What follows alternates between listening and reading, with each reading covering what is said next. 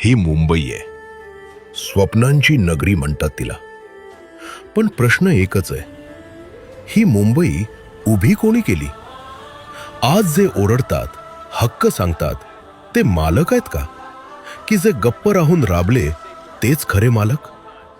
या शहराच्या प्रत्येक रस्त्यावर, प्रत्येक विटेवर मराठी माणसाचा घाम सांडलेला आहे. मुंबई कधी महानगर नव्हती.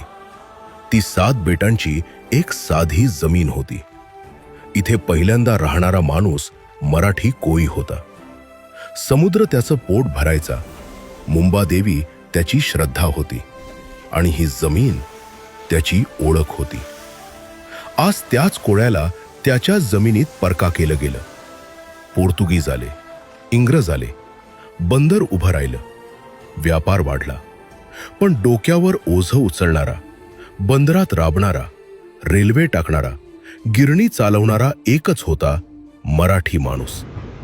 शहर मोठं होत गेलं, पण मराठी माणूस कधीच मालक झाला नाही. गिरण्या सुरू झाल्या.